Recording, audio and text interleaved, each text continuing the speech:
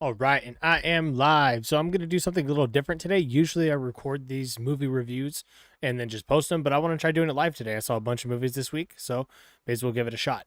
So let's see. First off, I'm going to go from what I was my least favorite movie. I saw three movies. I'm going to go from what was my least favorite to my favorite. So let's get to it. Live. So I'm going to do something a little different today. Usually I record All right, that works. Cool. Okay. So first off, the first movie I'm going to talk about is. Oh, let me change this. The Amateur, the new Rami Malek movie. It's supposed to be like a spy thriller movie. Him, Lawrence Fishburne, John Bernthal, um, Ray something. I think it's the guy from the TV show Lights Out. Pretty good boxing show if you haven't watched that. Um, this movie's okay. It's not the best, and it's also not like you feel like you wasted your time. What this movie is, a lot of people are gonna say, oh, this should have been a streaming movie, or I'll wait for streaming and everything like that. And I understand that's kind of where we've gone to now, but that's not good. That's movies like this, in a sense, are what keep the box office afloat and keep the better movies coming to the theaters. If you support the little ones, the big ones will have mass product. So with this kind of movie, what it reminds me of is something like a movie like Nonstop, or like those mid 2010 Liam Neeson movies where he's just like the action guy and whatnot. So that's like the style of film that this one reminded me of. Um, what I liked about this movie was honestly what was in the trailers. What was in the trailers was the coolest parts of the movie. Um, Rami Malek did okay. He wasn't very convincing as like this like guy that's out for a revenge plot. He just seems like too nice of a guy.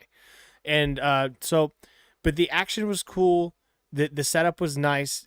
Like I don't think they did a lot of green screen. I honestly couldn't really tell. It looked like it was all on set pieces. But overall, I mean, the acting wasn't bad. So that was probably the highlight of the movie, was the acting, and the action was cool. But it wasn't like there was a ton of hand to hand combat or anything. It was mainly just him setting stuff up to explode or break, and then it happens. So with that, what I didn't like about the movie is that the movie takes place over like a certain chunk of time, but they never specify what that chunk of time is. So like at the end of the movie, there'll be spoilers, I guess. But at the end of the movie, he's talking to Lawrence Fishburne, and he's like, "Oh yeah, no, like it's all from what you taught me and everything like that." Like as if he was training with Lawrence Fishburne for a long time, where it really felt like it was like maybe a couple of days. It was probably actually like a couple months. So if they would have done something to where like he had some like a beard or some scruff or something like that, or his hair got a little bit longer to make it like known that like, oh, some time has passed, that would have helped the movie a lot in my opinion. But other than that, like it was good. You don't have to see it if you don't want to. I guess it's for all films, but I would say like make this like a Tuesday movie where tickets are discounted. I wouldn't waste your money spending it on a Friday night. So that was that movie. It definitely, once it does hit streaming, it is worth checking out if you just have a Friday night in or whatever, and you're bored and just want to throw on a movie. It is entertaining enough to watch. You're not going to be really bored with it. Just unfortunately, the trailer was the movie. All the coolest parts of the movie were in the trailer, so that's why this one was my least favorite. All right. Oh, I may as well leave that one active. Okay. So next up, we have Drop. Oh, well, there it is right there too. I'm gonna do this. Okay. So Drop was a really fun movie. I had a great time with it. It's how what would I compare it to? I mean, I guess any movie where like there's a threat of somebody being like, oh, okay, so and so will die if you don't do this. So that's pretty much how this one was. I predicted who the person was doing little airdrop things to her right from the beginning. If you listen to Kevin Smith's podcast, you know Mark Bernardin. I'm sure he's got his own thing too, but I just know him from working with Kevin Smith. He once said a thing where like it's on like an NCIS show or whatever, where there's a killer. It's usually always the third new character that's introduced. So I've taken that ever since he said it, and I've been right almost every single time.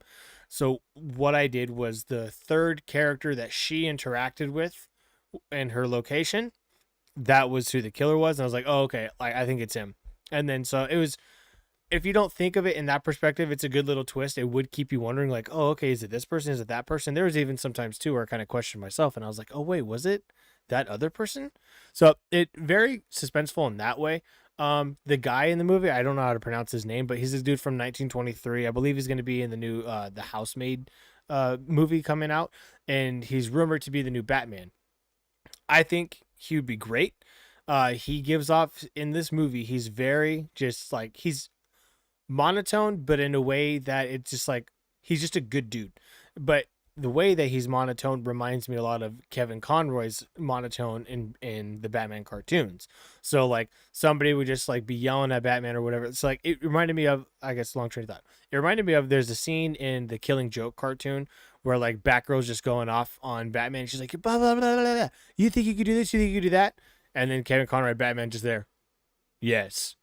So that's like how the guy in this movie is, but it's in a way that like you still like him. He's, because you know who he is as a person. He's not trying to take advantage of this woman. He's not trying to use her. He's not the killer.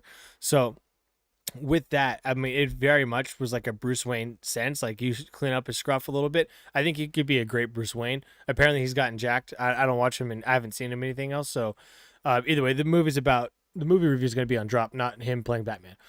So either way, it does keep you on your edge of your seat in a way. Um, it's well, it's better than The Amateur, so let me put it that way.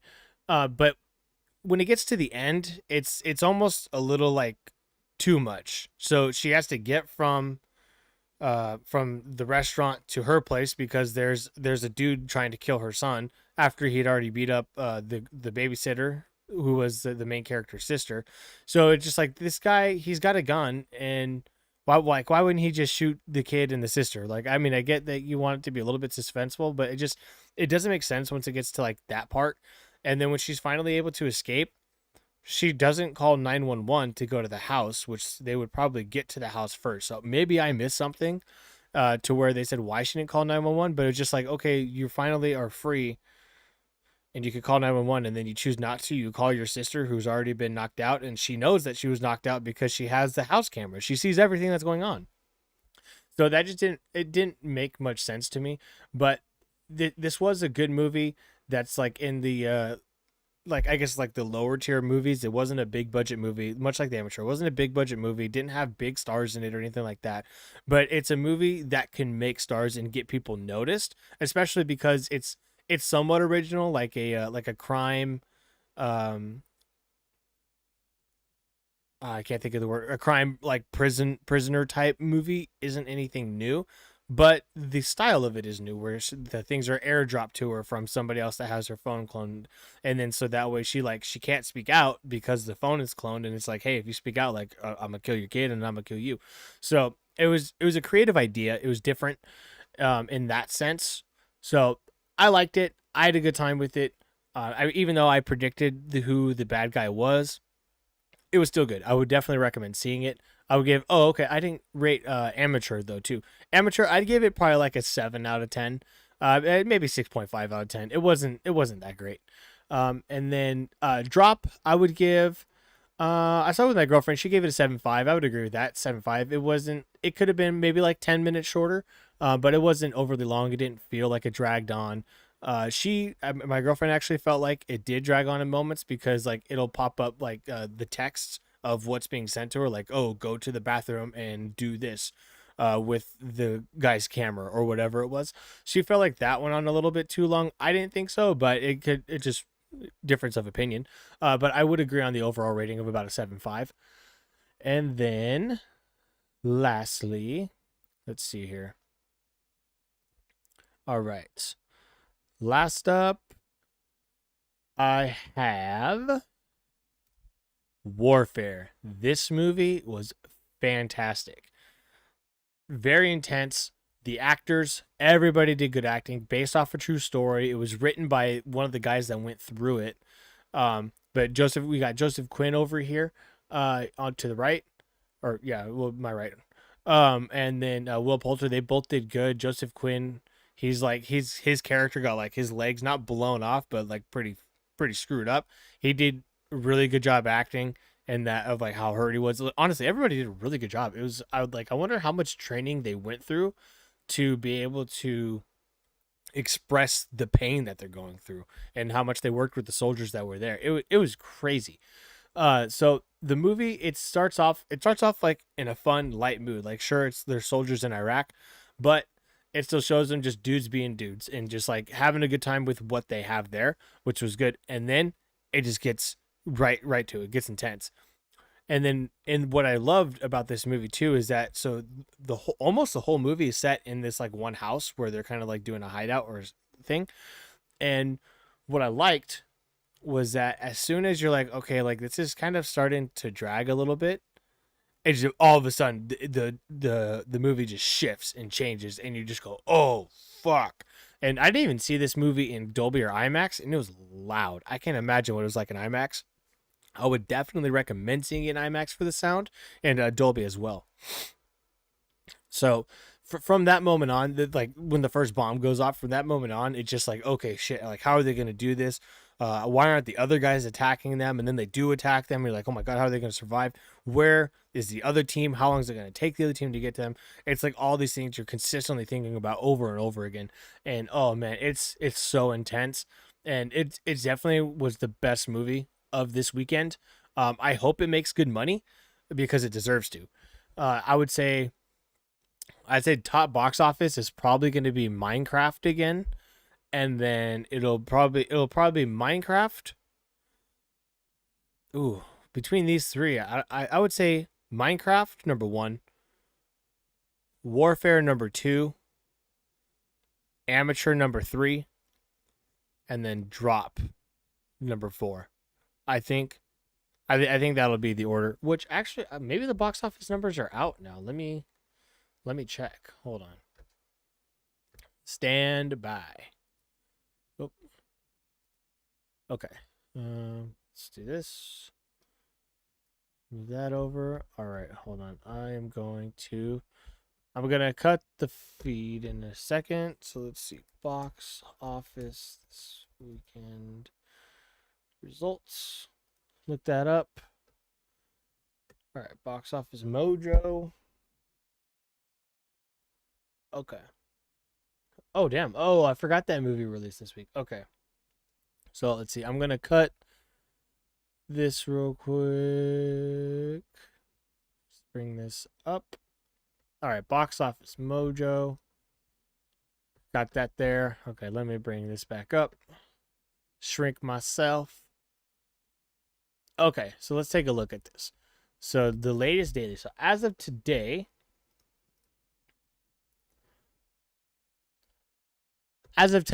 Minecraft number one with 25 million. Okay. Then what's the so is that a 44% drop? Holy shit. If that's really a 44% drop. That's amazing. Only in 10 days. Oh, let's see. Hold on. Ah. Why'd that change? Okay, this is my first time doing this, so bear with me. Average 66. Okay. Okay, that's what I want. To date. How do I know the total box office?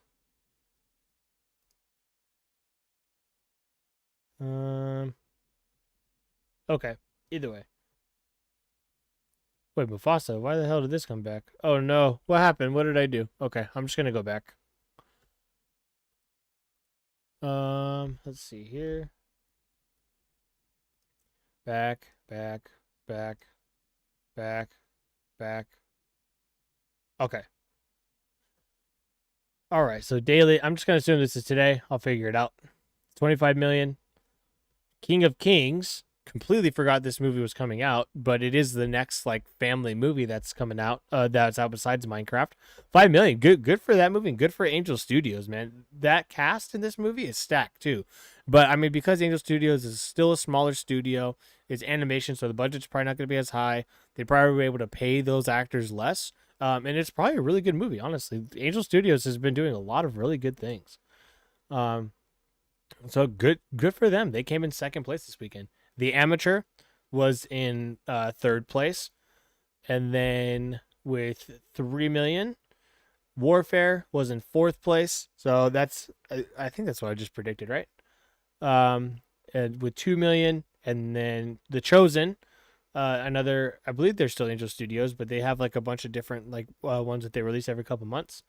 That 1.5 million, and then Drop.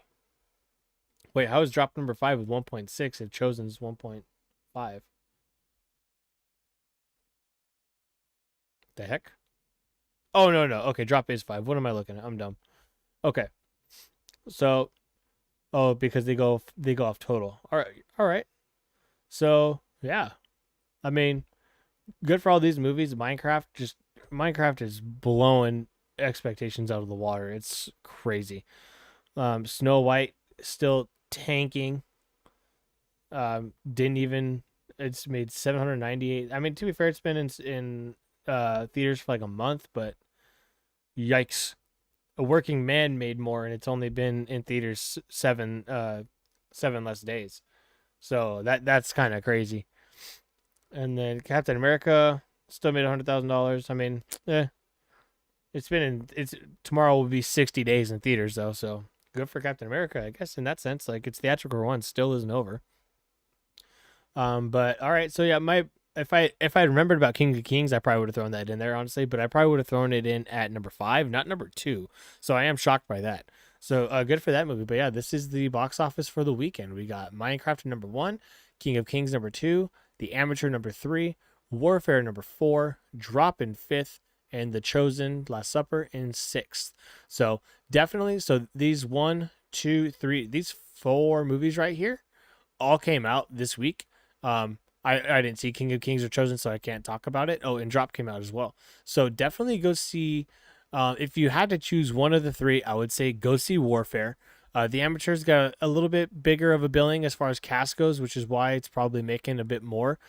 And also a lot of people that have like fought in war or things like that are very sensitive to like gun violence aren't going to go see Warfare. So that's very understandable. I think like Hacksaw Ridge was kind of the same sense. Most war movies are, but it was really good. So if you don't have that kind of like sensitivity to it, or you don't have like the PTSD from being in war, I would definitely go see it. It puts you right in their shoes, and it is intense.